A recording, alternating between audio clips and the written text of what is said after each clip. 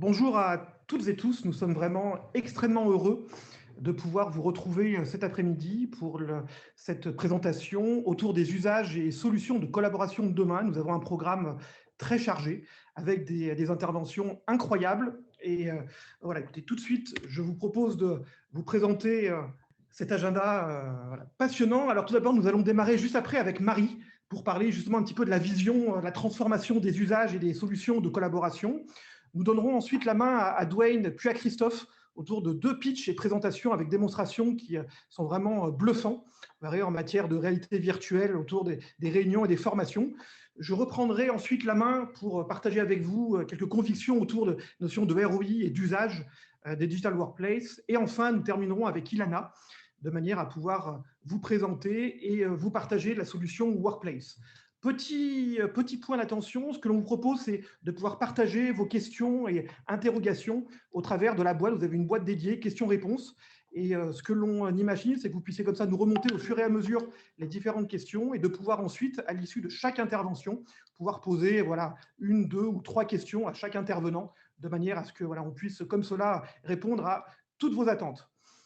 N'attendons plus, je passe la main à Marie de manière à pouvoir faire cette première intervention autour de la vision des solutions de collaboration de demain. Marie, à toi. Bonjour tout le monde. Donc, je m'appelle Marie Brunet, je suis en charge de ce qu'on appelle l'équipe de vente de Facebook Reality Labs, précédemment connue sous le nom de AR/VR. Donc, en fait, c'est une équipe qu'on a démarrée il y a quelques années avec la mission de changer la manière dont les gens travaillent. En fait, je pense que si je faisais un sondage auprès de cette audience, les opinions sur Facebook seraient mitigées, ce que je comprends tout à fait. Que l'on aime ou que l'on n'aime pas Facebook, il y a quelque chose d'indéniable quand même, c'est que cette compagnie a changé la manière dont les gens communiquent, particulièrement sur le fait de diminuer ce sentiment de distance géographique. Ils ont réussi à créer ce qu'on appelle ce sentiment de proximité. Et c'est ce qu'on a essayé de reproduire, c'est ce qu'on essaie d'amener dans le monde du travail en lui-même, à travers 3 piliers. Le premier, c'est celui de Workplace, dont Ilana va vous parler plus tard, la plateforme de communication de Facebook. Le deuxième, c'est Portal, c'est ce que j'utilise à l'heure actuelle pour faire cette conférence vidéo. La caméra peut me suivre si je bouge. Et le troisième pilier, c'est celui dont on va parler plus en détail aujourd'hui, c'est tout ce qui est autour de la réalité virtuelle. En fait, on sait très bien que si aujourd'hui on était tous dans la même pièce, cet événement serait beaucoup plus riche et beaucoup plus intéressant. De l'autre côté du spectre, on a juste à imaginer qu'on soit tous au téléphone.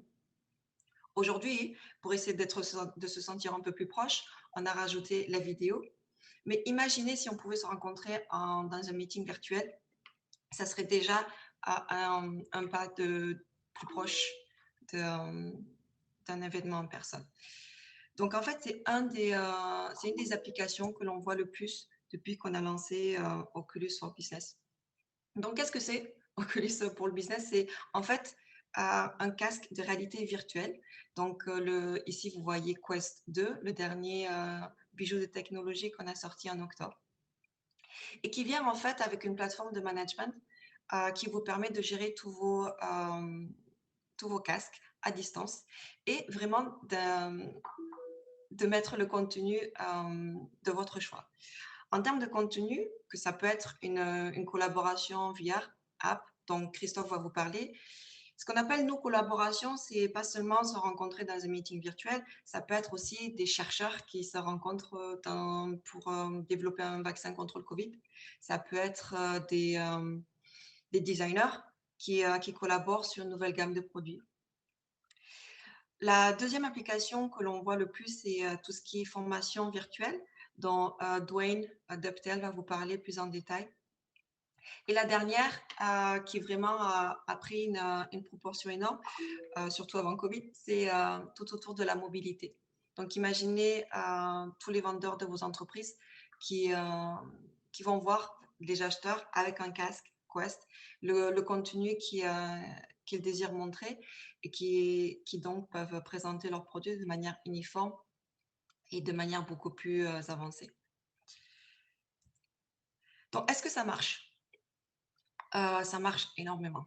Donc, même si c'est un peu plus difficile à l'heure actuelle de quantifier les résultats de collaboration, au niveau formation virtuelle, les résultats sont énormes. Pour la simple raison que les gens se rappellent beaucoup mieux de tout ce qu'ils vivent en réalité virtuelle par rapport à des trainings classiques. J'ignore si certains d'entre vous ont déjà essayé la VR, mais je suis persuadée que au moins 99% de vous se rappellent de leur première expérience. Hem, Si on compare au premier slide, à la première slide que vous avez vue dans votre vie, je doute, en tout cas personnellement, je ne m'en rappelle pas. PwC a conduit, une étude, sur le sujet, il y a plusieurs mois, l'étude la plus poussée, sur l'impact de la réalité virtuelle, dans le monde de l'entreprise, surtout au niveau training. Ils se sont rendus compte qu'en fait, les employés, formés en réalité virtuelle étaient quasiment 3 fois plus confiants, à la suite du training pour vraiment utiliser ce qu'ils avaient appris. Je pense que c'est vraiment dû au fait qu'ils sont 4 fois plus, attentifs et la simple raison, c'est que quand vous êtes dans un training de réalité virtuelle, vous n'êtes pas distrait par ces petites machines, ces smartphones. Hem Et en tant que de rapidité, les trainings en réalité virtuelle sont en général 4 fois plus rapides que des trainings, classiques. Je pense que Dwayne vous en dira davantage et à Jean-Philippe également. Est-ce qu'il y a des questions? J'ai fait rapide pour être Merci. sûre de rester dans les 5 minutes. Merci beaucoup, Marie. Alors, on a une question autour de l'autonomie. Donc, pour te la livrer, l'autonomie annoncée de ce nouveau casque est-elle vraiment compatible avec un usage durant plusieurs heures? Oui, donc les Quest, 2 surtout, durent plusieurs heures. Toute la journée, non, mais largement assez pour faire des meetings en VR et des trainings, oui. Ok. Et donc, la deuxième partie de la question était liée avec des éventuels changements de batterie et de coupures de service durant le changement. Est-ce que l'alimentation par secteur est-elle possible? Donc oui, vous pouvez. Le Quest 2 vient également avec, un accessoire, donc c'est comme un strap additionnel qui a une batterie à l'arrière, supplémentaire, donc qui prolonge la durée de vie, du casque et la dernière partie, c'était? Pardon, c'est un peu tôt le matin. Est-ce que voilà, il y avait une capacité à pouvoir se brancher sur le secteur pour garder une alimentation lors des changements de batterie? Tout à fait. Donc après c'est, si l'expérience en elle-même, demande beaucoup de mouvement. Donc, on déconseille de laisser le casque attaché. Ce qui est assez rare pour tout ce qui est quand même collaboration en milieu de travail et formation virtuelle. Donc, pour ça, vous pouvez faire des expériences dans lesquelles vous êtes assise et il n'y a aucun problème sur le fait d'être relié. Oui. Ok, écoute, un grand merci. Alors, on a une deuxième question, et puis ça sera la dernière pour qu'on puisse garder le rythme ensuite des autres interventions. On a une remarque effectivement intéressante sur la prise en compte en fait, des personnes handicapées, autistes ou hypersensibles. Oui, donc on a toute une liste de recommandations pour ça, donc que je pourrais partager aux personnes intéressées. Ok, écoute. Merci beaucoup Marie. Avec grand plaisir.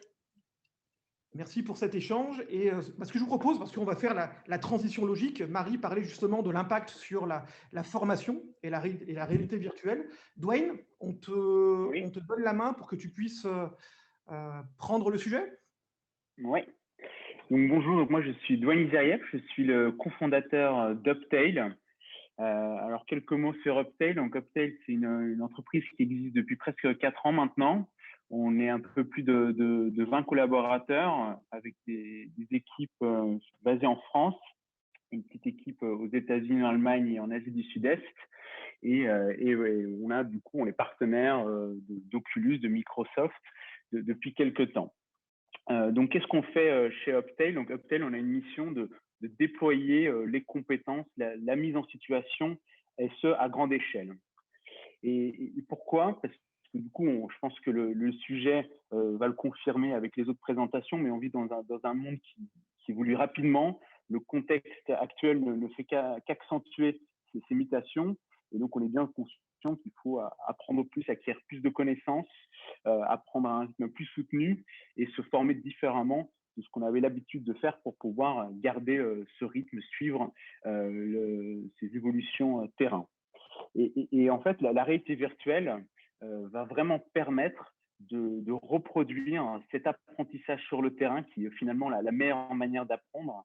Et on va vraiment permettre du coup de déployer cet apprentissage sur le terrain, mais à grande échelle. Et c'est ça qui fait toute la puissance de cette technologie. Donc, vous connaissez sûrement toutes les modalités telles que l'e-learning qui ont permis de digitaliser des connaissances. Et en fait, l'immersive learning va aller plus loin et va permettre de digitaliser non pas seulement des connaissances, mais aussi des compétences et des postures, donc vraiment le savoir-être et le savoir-faire, et ce de la même manière d'un e-learning, c'est-à-dire à grande échelle. Marie tout à l'heure a déjà évoqué certains points différenciants d'autres modalités pédagogiques, mais je peux en confirmer certains. Du coup, c'est vrai que l'attention, c'est vrai, quand on a un casque sur la tête et d'avoir des formats beaucoup plus courts de ce qu'on a l'habitude de faire en présentiel, vont permettre une meilleure rétention de l'information. On est dans un format qui permet l'expérimentation. Donc, on va pouvoir faire des erreurs, s'entraîner autant de fois qu'on veut, avoir un chemin, en tout cas une formation qui est adaptée à son propre niveau. Et c'est ça qui va, en tout cas, permettre d'avoir un format qui est plus motivant grâce à de la gamification. Et on va aussi permettre, du coup, du droit à l'erreur, puisqu'on va être comme sur le terrain, comme la mise en situation, et pouvoir s'entraîner autant de fois qu'on veut à son propre rythme. Dans certains scénarios, notamment tous les scénarios plutôt soft skills, le contexte qui va être généré par le fait d'être en face de personnes réelles qui vous regardent droit dans les yeux va vraiment créer un facteur supplémentaire d'ancrage mémoriel. Donc, quand on parle de réalité virtuelle, on imagine souvent de la 3D. Chez Uptail, on a pris un parti plutôt différent, c'est qu'on est basé sur des environnements réels. Donc, photo, vidéo 360, qu'on va directement capter sur le terrain, puisque la plupart des situations existent déjà. Il suffit juste de les capturer. Et sur ces environnements 360, on va rajouter une surcouche interactive pédagogique. Donc, on a des interactions très simples, comme l'ajout d'éléments vidéo, photos, des quiz, des instructions voix. Mais on a aussi des instructions plus poussées, comme notamment de la manipulation d'objets 3D ou l'utilisation de services cognitifs comme de la reconnaissance vocale en temps réel.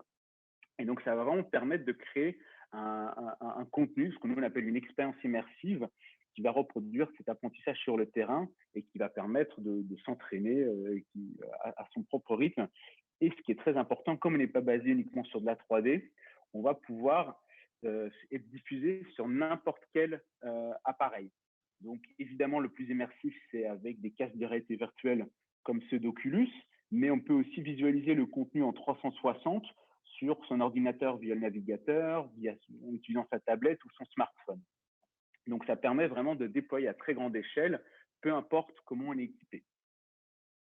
Donc, on a l'habitude, nous, de plutôt travailler avec des grands groupes, que ce soit dans le milieu industriel, mais aussi depuis qu'on a lancé ces fonctionnalités de reconnaissance vocale dans le domaine des services et du retail, où on va former à des expériences de soft skills. Donc c'est vraiment cette mise en situation va permettre, donc on a déjà tout à l'heure, Marie a montré des chiffres de PwC, mais nous en interne on a pu avoir aussi des résultats très concrets, notamment par exemple avec Schneider Electric, avec lesquels on a digitalisé la visite sécurité des sites industriels. Donc sur 15 sites, on a permis très rapidement en un an d'économiser jusqu'à 75 000 $ en remplaçant la visite sécurité qui était fait en personne par un responsable d'usine. Et aujourd'hui, c'est un casque qui est disponible à l'entrée d'usine qui va permettre de faire cette visite sécurité. Chez PSA, par exemple, on a permis l'accélération, la montée en compétences d'opérateurs directement sur la chaîne de production en permettant de prévisualiser le geste technique à faire sur la chaîne.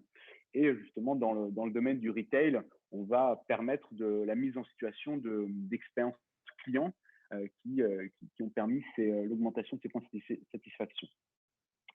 Donc, comme je vous disais, hein, le Uptail, on accompagne vraiment plutôt des grands groupes et sur vraiment une transformation digitale profonde. Par exemple, l'exemple de PSA, ils ont fait plus de 30 000 sessions d'immersive learning en 2019.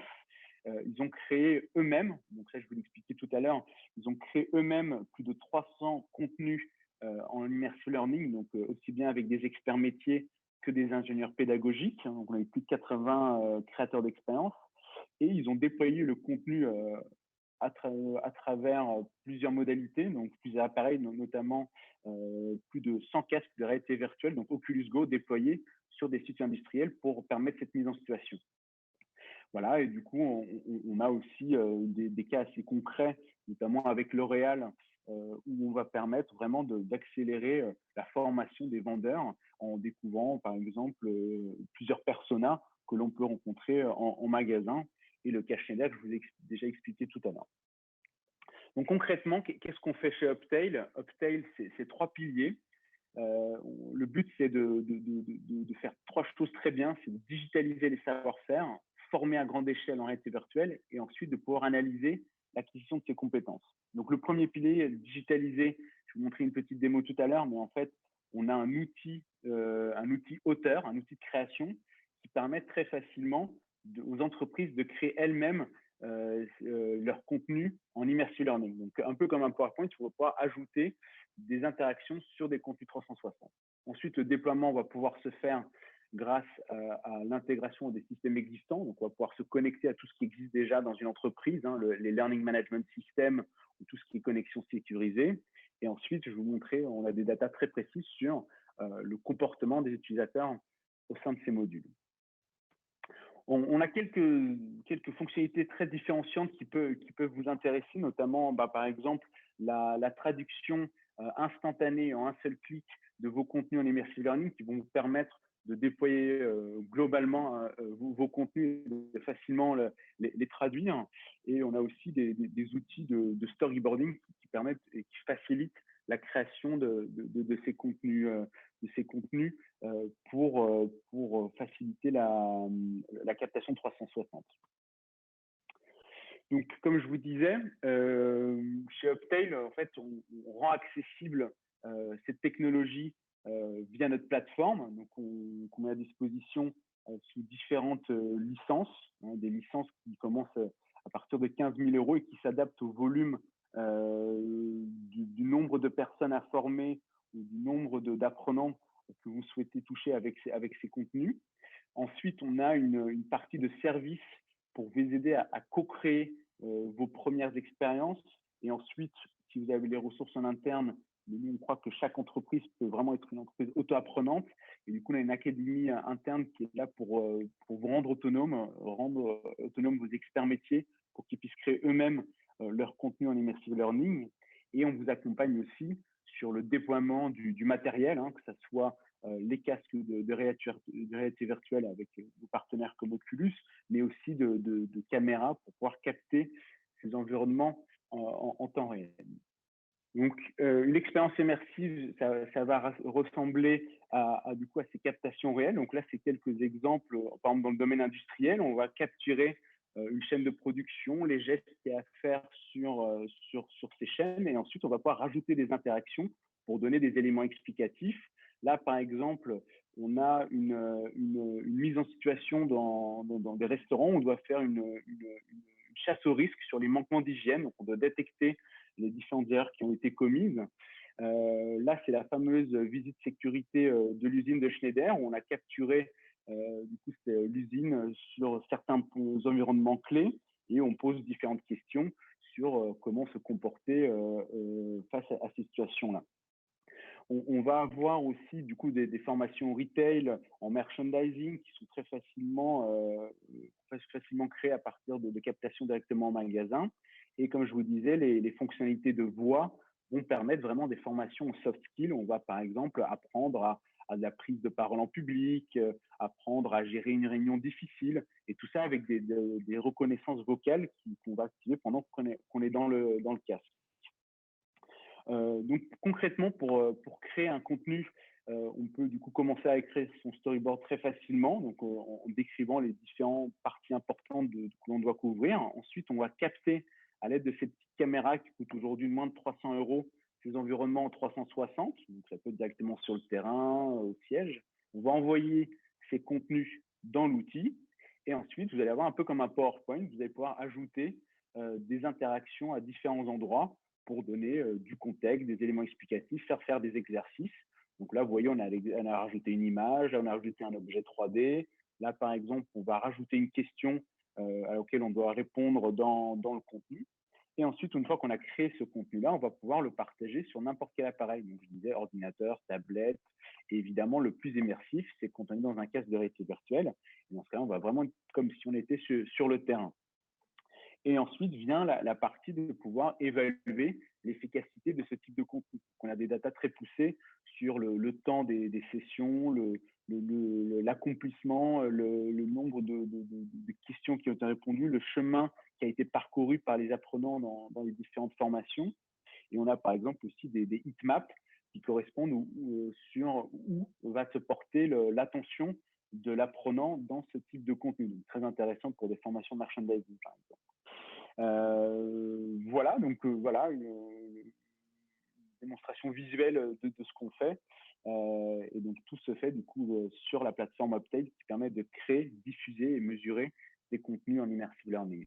Alors, merci beaucoup, Dwayne. Alors, on a différentes questions. Alors, je vais juste en prendre une et puis si on a le temps, on gardera la dernière, mais qui est effectivement, je pense, un sujet intéressant, c'est comment cet outil permet de favoriser le travail collaboratif, parce que c'est vrai que ça fait partie aussi de la thématique et que voilà, on voit bien lié à l'individu, mais dans une logique plus globale, plus communautaire. Oui, alors du coup, déjà, on peut créer un contenu à plusieurs. Donc, on va pouvoir travailler à plusieurs sur un contenu de formation. Et ensuite, le travail collaboratif va se faire du coup aussi grâce au déploiement à très grande échelle de plusieurs personnes qui vont pouvoir prendre part à ces formations. Et il y a un vrai lien aussi qui est possible grâce aux data, aux analyses entre le formateur et l'apprenant, ou notamment via des logiciels, une intégration dans Teams par exemple, on va pouvoir partager le retour d'expérience, les résultats, les différentes participations auxquelles l'apprenant aura pris part dans ces modules immersifs. Alors, je garde l'autre question, on y reviendra, j'espère, en fin de session, mais pour qu'on puisse avancer. Merci beaucoup, Dwayne. C'était vraiment top. Alors, on va continuer ce parcours. Là, on était effectivement plutôt sur la partie formation. Donc là, maintenant, on va aller dans la logique de réunion en réalité virtuelle. Et donc, je vais donner la main à Christophe. Christophe, ça va être à toi.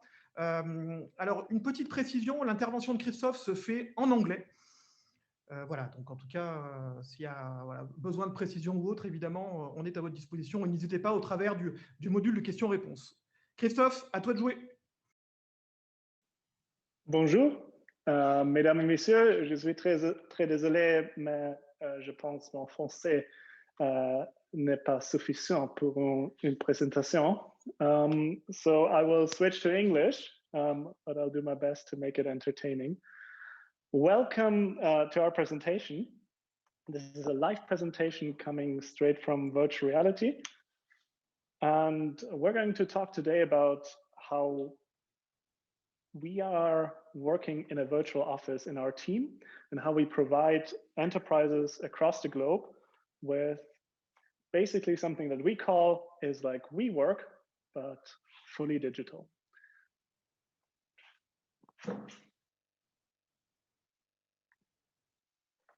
Generally, what we're seeing is that in today's society, we see more and more faster technological change, and we see a globalization happening, rapidly across the globe. We have more offices all over the world. We have more people to connect to, more people to engage with, and all of this has just been accelerated by the pandemic of this year. So, what we believe with Author when we started this company in 2016 was we believe that no matter how nice this Zoom conference we have here is, we're still too dependent on geography. So we wanted to build a virtual office where participants all over the world can actually meet and feel as if they're in the same room and can actually work together so deeply and in such a connected way as they're used to from actual physical meetings.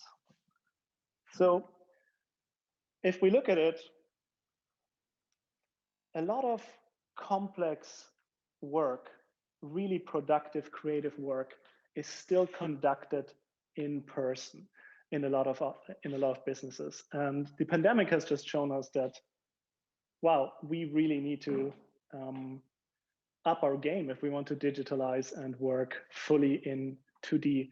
We at Arthur, we believe that the best solution is actually to start working in three-dimensional space. So if Dominic now moves backwards, you will see that we are in a fully three-dimensional office space. I have Simon here, my colleague.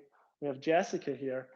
And we're going to walk you through some of the things you can do in three-dimensional space if you start working together, using Oculus Quest headsets that we're wearing right now. Everyone from us, I think Simon is in Munich, Jessica's in Berlin, I'm in Vienna, Austria right now.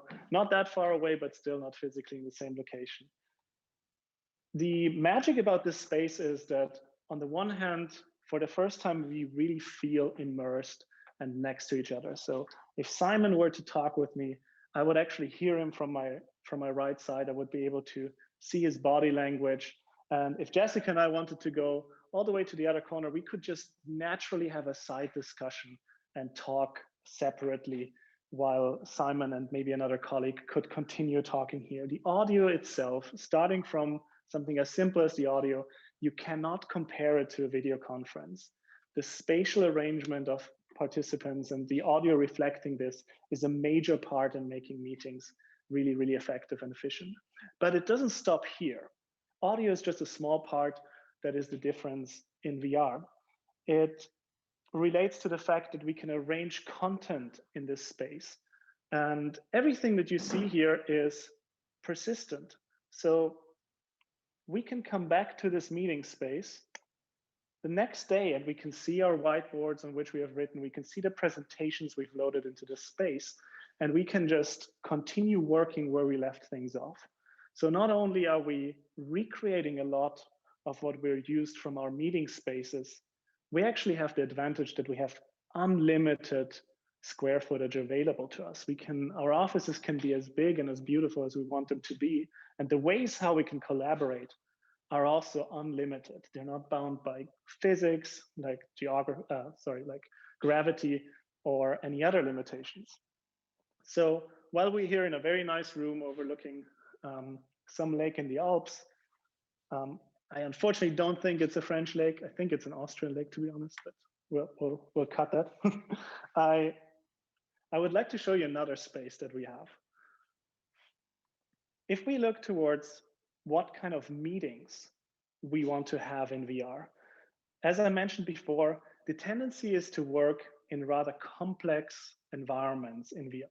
So we built a system that allows you to conduct highly creative workshops or meetings within your team. It could be a strategic workshop where the management wants to coordinate on with their first line on their new product portfolio or major strategic decisions. So we've just upgraded the space we have available to ourselves to a bit more. We have some palms outside and some sunshine.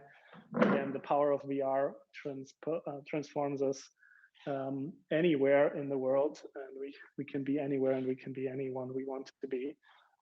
One example is, for example, outside here, if we look towards the way we want to collaborate, we can recreate a lot of methodologies that make that make physical meetings so productive and engaging.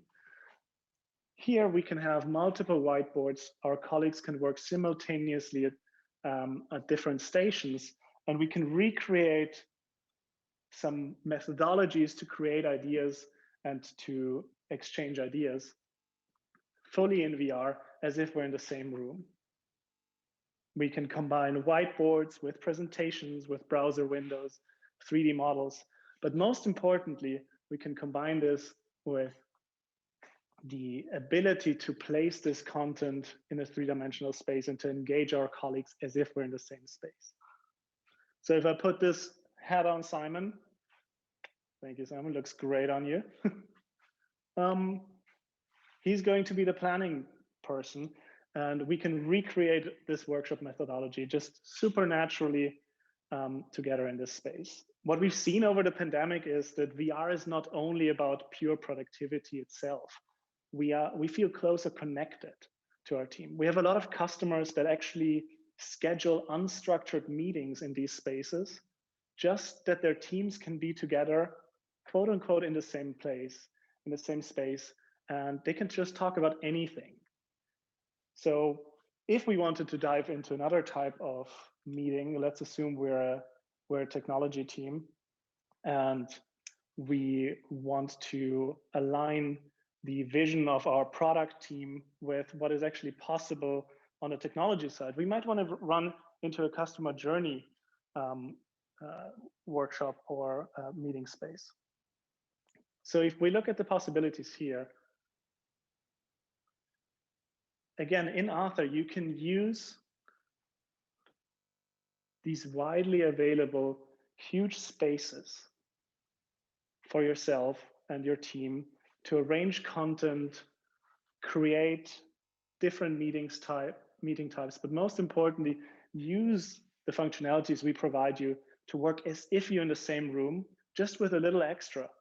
We can actually go much further than what you would reasonably do in the real world. You can create extensive spaces that allow your team to dive deep into this content, recreate scenarios, and everything you see here is fully interactive. So except for the walls and the floor, everything was loaded by a user. We can stretch it and scale it. We can interact with this content naturally and dynamically. And these are really the powers of VR. An unlimited space combined with features that are built for physical and virtual collaboration, but wrapped all together in a space that feels like we're in the same place, but with possibilities that are absolutely endless. So looking at the time, I'd love to jump, if there are some questions, I'd love to jump into some questions and maybe we can answer them right away here, I would say. Yeah, thanks for that demonstration, Christoph. We have a couple of questions. So firstly, is it possible to use simultaneous translation to facilitate international meetings? That's actually a great question. We have that on our roadmap. We haven't gotten around doing this yet, but considering that everything here is digital, we have experimented with voice to text and voice to different language input, and it's on our roadmap to allow for direct real-time translation of languages, but we don't have it in today. Okay, and what material is the solution compatible with? Is it just Oculus Quest, or is there other kind of hardware? So generally, we are huge fans of Oculus Quest, especially the Quest 2. It's by far the best product we have seen on the market by a long range. Generally, we try to accommodate other hardware requests from clients as well, but we highly recommend the Quest 2. But if you don't have a VR device, Dominic, who's streaming this right now through Zoom, is actually joining from his 2D laptop. So you can also join from any laptop or browser. You can participate in these meetings. Dominic can actually move around. He could load files. He could engage with us as well. He could talk. All of these options are available to you. And by the way, if it seems a little bit delayed, this is actually Zoom trying to sabotage us. It's actually really, really smooth if you are in the actual experience. And yeah, but who can blame Zoom? Okay, well, thank you very much. Next, we're going to hear from Jean-Philippe Claire from Kirus. Merci beaucoup. Merci Christophe. Allez, je vais prendre la main.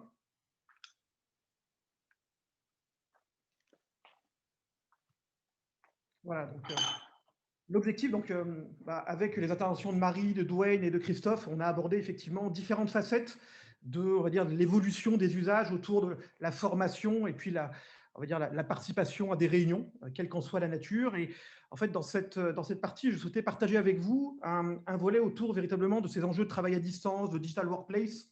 Alors, on parle beaucoup de ROI. C'est souvent le mot à la mode. Alors moi, je vais relever le challenge un petit peu différent de vous parler de ROI sans forcément vous inonder de chiffres, parce que je pense qu'il y a des éléments fondamentaux. Et souvent, quand on parle de projets comme ça, de plateformes, de workplace ou autres, souvent le premier réflexe est de dire que ce sont des projets où c'est compliqué. C'est compliqué parce qu'on voit souvent un antagonisme entre, d'une part, les attentes sur ces sujets-là, et l'autre, la réalité des projets qui sont parfois un petit peu compliqués. C'est des projets techniques, de l'intégration de solutions et autres.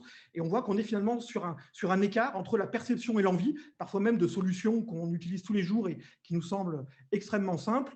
Et ensuite, dès lors qu'on rentre dans l'univers de l'entreprise, c'est parfois un petit peu plus long, un petit peu plus compliqué, même si voilà, je ne veux pas trop forcer sur la caricature, mais c'est néanmoins souvent ce que l'on partage avec nos clients. Et quand on discute sur ces sujets de workplace, souvent l'envie, et je crois que ces derniers mois l'ont démontré, c'est qu'il faut être capable d'aller vite. C'est-à-dire qu'aujourd'hui, vraiment, cette notion de capacité à déployer, parfois simplement, mais en tout cas rapidement, est un enjeu extrêmement important. C'est aussi viser du simple, c'est-à-dire qu'on doit être sur des environnements qui aujourd'hui ne nécessitent pas véritablement de formation, sur des choses qui doivent être assez évidentes pour permettre justement un déploiement et un usage important. Et encore une fois, ce ne sont pas des projets informatiques, c'est-à-dire que ce sont des sujets où on doit avant tout penser sur l'usage et l'utilisateur, et la techno est un moyen finalement d'appuyer ce type de déploiement. Ça, c'est finalement ce dont on a envie. Et ensuite, quand on se confronte à la réalité en disant « Ok, on a envie d'y aller », on rentre dans la mécanique des projets plus traditionnels de structuration, d'organisation. Alors, évidemment, c'est important, mais voilà, il ne faut pas que ça prenne le pas finalement sur l'enjeu du projet en tant que tel. Il faut souvent concevoir, spécifier, parfois même faire du sur-mesure. Donc, on rentre finalement dans des contraintes qui rallongent le go-to-market et la vision. Et comme je le disais, je pense que ces derniers mois, alors, malheureusement et en même temps heureusement, au-delà de cette période de crise sanitaire, démontrent que des approches très packagées, simples, rapides à déployer, qui ne couvrent pas nécessairement l'intégralité des besoins, mais qui permettent déjà de délivrer, sont des réponses qui fonctionnent, que l'on est capable de s'approprier plutôt rapidement et qui permettent un déploiement rapide, ce qui reste quand même un enjeu évidemment très fort. Donc la vision, c'est évidemment avec Workplace, parce qu'on travaille beaucoup avec les équipes de Facebook, mais voilà, ces solutions packagées, en fait, je pense que le maître mot est finalement qu'il y a un élément majeur du ROI, c'est cette notion de simplicité. Il faut que cela reste simple. Simple pourquoi? Parce qu'il faut avoir une vision d'une solution qui est conçue en fonction des besoins réels. Et ça, c'est un point très important, c'est finalement se mettre à la place de l'utilisateur pour concevoir les parcours et les usages, et ensuite être capable de le déployer rapidement. Et ça, c'est vraiment fondamental, c'est vraiment de comprendre et décrypter les besoins de manière à pouvoir proposer une plateforme qui couvre 80% des besoins. Alors évidemment, peut-être qu'on n'aura pas les quelques points complètement spécifiques, mais au moins ça délivre, au moins ça répond à un besoin dans un temps extrêmement maîtrisé. Et donc ça, c'est déjà un premier axe. Le deuxième, c'est viser évidemment un maximum de fonctionnalités natives qui couvrent l'échange, le partage, la capitalisation, voire la communication vidéo synchrone, qui reste aujourd'hui un élément majeur dans le travail à distance. Et ça aussi, il faut que ce soit simple et qu'on n'ait pas à agréger et à brancher des modules à droite et à gauche. Simple aussi parce que l'hébergement doit être finalement partie intégrante du dispositif. Alors, je ne veux pas rentrer dans les débats RGPD et autres, qui sont un sujet évidemment important, mais vraiment pour me concentrer sur cette notion de simplicité et de vitesse de déploiement. Aujourd'hui, voilà, l'intégration globale dans l'hébergement doit être finalement bien intégrée dans la façon de concevoir ce type de projet.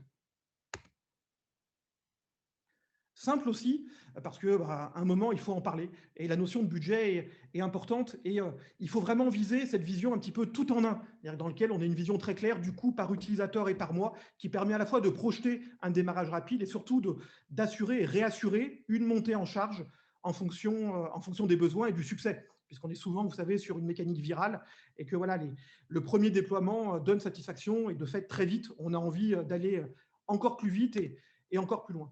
Et dernier point, quand je parlais de vitesse, c'est une capacité de déploiement rapide. Et quand on parle de 3 semaines, ce n'est pas de la science-fiction. C'est-à-dire que voilà, aujourd'hui, on doit être capable, voire parfois plus vite, de déployer des plateformes en quelques jours ou quelques semaines maximum. Et on est capable. Enfin, aujourd'hui, j'ai beaucoup d'exemples en tête de ces derniers mois qui démontrent qu'aujourd'hui, 2019, on aurait dit pas possible. 2020, je pense qu'avec tout ce qui s'est passé, aujourd'hui, les choses ont évolué et voilà, c'est largement atteignable. Et pour terminer, si je voulais aussi partager quelques éléments de ROI et de succès pour ce type de projet, le premier, c'est un point fondamental, c'est savoir rester focus. C'est-à-dire que ce qui prime dans ce type de sujet, c'est la satisfaction utilisateur et collaborateur. C'est un point très important, c'est que voilà, on en fait un projet métier, un projet collaborateur et un usage collaborateur, et non pas un enjeu uniquement technologique. Le deuxième, c'est évidemment, ça vise à améliorer la productivité, mais je pense qu'on ne peut pas rester centré uniquement là-dessus. C'est un ensemble aujourd'hui d'éléments à prendre en compte pour le ROI. Et on va dire la contrainte du distanciel aujourd'hui nous démontre que, voilà, évidemment, la productivité, mais aussi la capacité à pouvoir échanger rapidement, simplement, la satisfaction d'outils qui sont simples à prendre en main sont des éléments majeurs pour garantir l'efficacité de ce type de dispositif. Évidemment, et on en parlait, à la fois Marie, Dwayne et Christophe, la notion de mesure, c'est fondamental, c'est-à-dire qu'il faut être capable d'évaluer ce qui fonctionne moins, de manière à corriger et faire évoluer ce type de plateforme. Et dernier point, là aussi, qui est excessivement important, c'est la notion d'accompagnement. C'est-à-dire que comme tout changement, ça peut générer des craintes, des interrogations qui sont tout à fait légitimes. Et proposer une solution simple, ce n'est pas suffisant et ce n'est pas autoporteur. C'est-à-dire que le déploiement de ce type de plateforme, l'incantation ne suffit pas. C'est-à-dire que ce n'est pas parce qu'on a dit on l'a que tout le monde va l'utiliser. Et donc, il faut être capable, comme cela, d'avoir des petites missions focus, commando, qui permettent d'accompagner les utilisateurs dans le déploiement de manière à s'assurer de l'appropriation et donc, de fait, du ROI de ce type de plateforme. Alors, pour avancer, parce que je pense que la transition est assez naturelle, Ilana, je vais te laisser la main pour que voilà, tu puisses maintenant présenter Workplace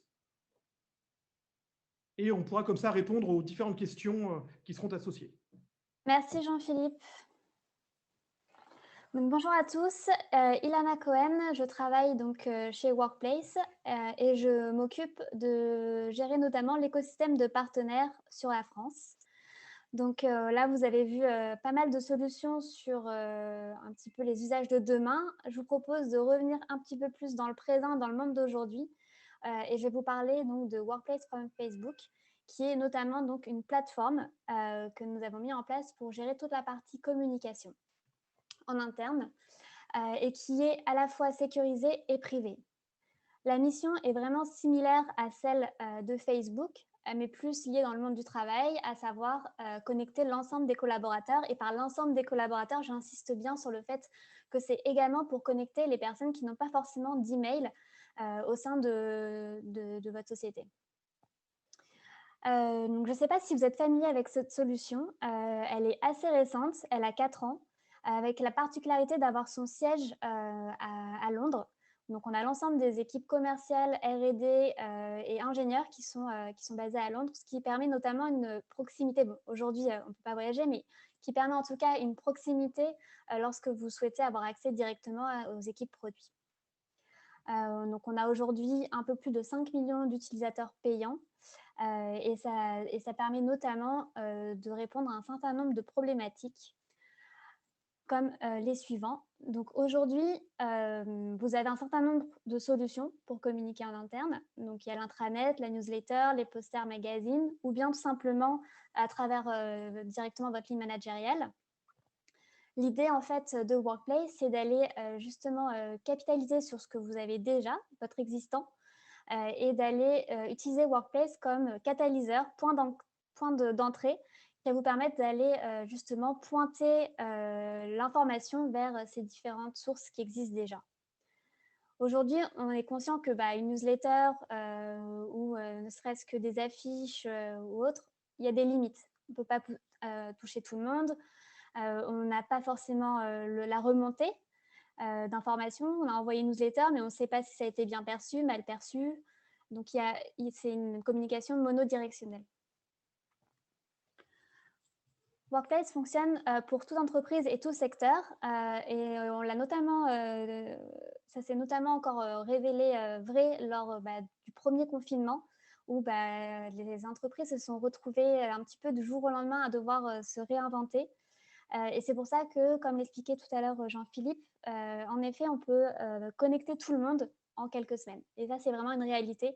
Pendant le confinement, on a justement, vous pourrez revoir par la suite, on a des retours d'expérience qui sont vraiment très intéressants par le DRH de Cultura, qui avait justement mis en place Workplace pour pouvoir communiquer, garder du lien avec l'ensemble de leurs collaborateurs. Ou même ADO, c'est 120 000 personnes qui ont mis en place Workplace sur l'ensemble du groupe. Ou encore IKKS ou d'autres secteurs comme Vigon, Ireco, etc.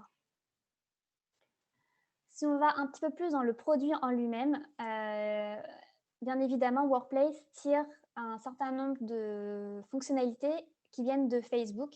Et cette familiarité, ça permet justement d'éviter la perte de temps, d'avoir à se former, à comprendre à quoi sert tel ou tel bouton et d'aller directement en profondeur dans les cas d'usage qui vont faire sens.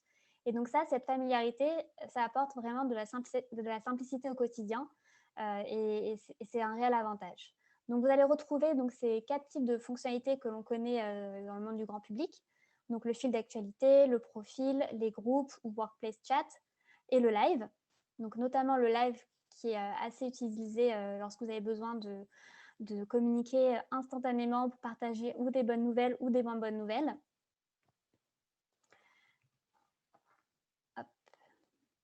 Mais Workplace c'est également enrichi de fonctionnalités entreprise pour engager encore plus avec votre audience.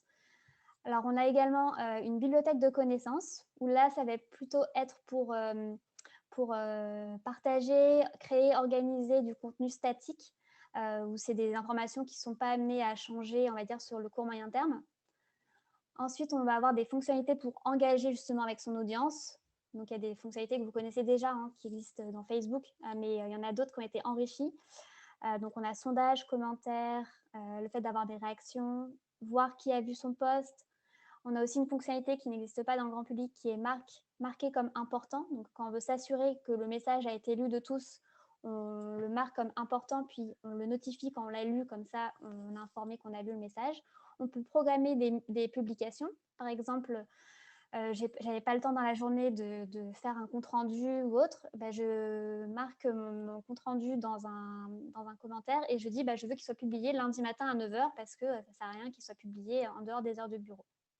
Et enfin, ça permet aussi de répondre aux problématiques des clients qui ont des filiales un peu partout à travers le monde et qui ne parlent pas forcément tous à la même langue et qui devaient à chaque fois traduire des textes. Ça supporte également la traduction automatique dans 46 langues. Enfin, ça permet aussi de mesurer votre impact. Donc, on peut faire des campagnes on peut lancer des campagnes, par exemple, sur des thématiques ou aussi avoir accès à tout un dashboard dans lequel vous pouvez voir le nombre, les communautés qui sont les plus actives, celles où il y a le plus de messages, le plus de posts, etc. Et enfin, dernière fonctionnalité qui est pour moi la plus importante, c'est comment impliquer vos collaborateurs qui sont aujourd'hui pas forcément dans le siège. Donc, ça peut être des consultants, par exemple. Ça peut être des personnes qui sont dans les magasins, qui sont dans les entrepôts ou autres. Ces personnes-là, on leur donne aussi un accès à Workplace en générant un code d'accès parce qu'ils n'ont pas forcément tous un email. Et donc, c'est vraiment la velléité de Workplace, c'est de répondre à la même mission que Facebook qui est de connecter l'ensemble des collaborateurs. Pour terminer, le pricing, il est simple et prédictible. C'est 4 $ pour les personnes qu'on appelle les personnes bureaux et 1,50 $ pour les personnes terrain. Et on a mis en place, lors du premier confinement, et on a renouvelé pour ce deuxième confinement, un programme pour justement, si vous souhaitez agir rapidement, vous pouvez bénéficier donc justement d'une gratuité de Workplace pendant plusieurs mois, avec un accompagnement et un lancement avec un partenaire pour vous assurer justement de la bonne adoption de la plateforme. Voilà, n'hésitez pas si vous avez des questions. Merci beaucoup, Ilana. Alors, une question, existe-t-il ou y a-t-il des possibilités de modération?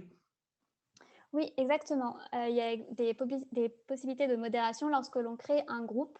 On a en effet trois niveaux. Ça peut être un groupe secret, un groupe privé ou un groupe ouvert.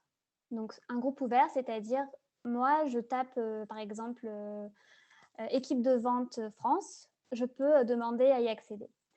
Un groupe secret, c'est par exemple que entre moi et mon manager et personne ne peut y accéder.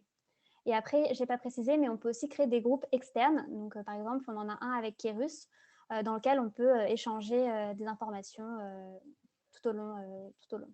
Alors, OK. Alors, deuxième partie de la question, c'est donc à la fois sur la création des communautés et ensuite sur la publication de contenu, que ce soit des photos, du texte ou autre. Est-ce qu'il y a capacité de modérer avant Oui. mise en ligne? Oui, en effet. Donc, il y a un système d'administrateurs qui sont chacun administrateur de chaque groupe. Et quand quelqu'un veut publier un post, cet administrateur peut être notifié. Soit il accepte le post, soit il le refuse. Donc, on peut mettre en effet ce premier niveau de vérification. OK, top. Merci beaucoup. Alors, j'en profite parce que j'avais dit, et ça s'adresse à toi, Dwayne, il y avait encore une question qu'on n'avait pas eu le temps de prendre tout à l'heure. Alors, j'en profite, comme il nous reste encore 3 minutes. Donc, voici l'interrogation. Les entreprises sont-elles plus intéressées par les formations en VR que formations en réalité augmentée pour des raisons de coût? Oui, du coup, surtout de la capacité de le déployer à l'échelle. Aujourd'hui, c'est vrai que la réalité augmentée, ça reste des projets qui sont compliqués pour le passage à l'échelle, alors que les contenus en réalité virtuelle ou en immersive learning avec la 360 sont plus facilement déployables à grande échelle. Aujourd'hui, nous, on observe sur les projets en réalité virtuelle qu'ils ont vraiment passé le stade de pilote, quoi. Donc, c'est du déploiement et sur tout type d'usage. Alors que souvent, la réalité augmentée, on est plutôt sur de l'assistance en live dans le domaine industriel. OK, merci, merci beaucoup. Alors, je ne vois pas d'autres questions. En plus, alors, franchement, voilà, c'est parfait puisque nous arrivons voilà, aux alentours de 18 h. Donc, un grand merci à toutes et tous pour votre participation. Nous allons vous envoyer là, dans les prochaines heures un questionnaire pour que vous puissiez nous dire ce qui vous a plu, ce qui vous a moins plu. C'est vraiment important pour nous. Donc, n'hésitez pas en tout cas à nous partager ces retours. C'est très riche et vraiment l'objectif, c'est de pouvoir s'améliorer. Et donc, on est à votre disposition. Donc, Marie, Dwayne, Christophe, Ilana et moi-même. On a pris vraiment beaucoup de plaisir à préparer cet échange. J'espère qu'il a pu voilà, vous apporter beaucoup. Et n'hésitez pas à nous recontacter. Et on espère tous à très vite et à très bientôt. Merci beaucoup. Prenez soin de vous. À bientôt.